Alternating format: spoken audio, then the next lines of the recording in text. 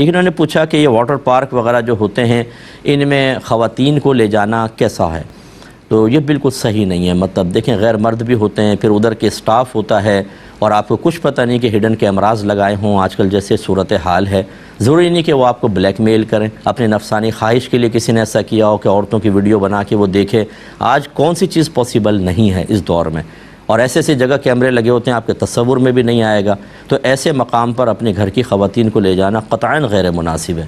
ہاں، اگر کسی جگہ کی ٹوٹل مینجمنٹ خواتین ہوں، عورتیں ہوں، بالکل ٹوٹل، اور آپ بالکل 100% مطمئن ہیں کہ یہاں پہ کوئی کیمراز وغیرہ نہیں ہوں گے، تو وہاں خواتین ہماری بہنیں جا سکتی ہیں، ورنہ ہماری بہنوں کو بہت زیادہ خیال کرنے کی ضرورت ہے۔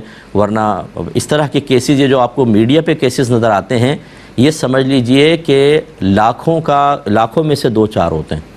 اتنے کیسز ہیں، ہم جیسے لوگ، چونکہ ہم دین سے تعلق رکھتے ہیں، لوگ اپنے مسائل پریشانیاں ہم سے ذکر کرتے ہیں، تو کانوں کو ہاتھ لگاتا ہے آدمی۔ اتنا خراب ماحول ہے، ایسے میں اپنے گھر کی خواتین کو لے جانا قطعاً غیر مناسب ہے۔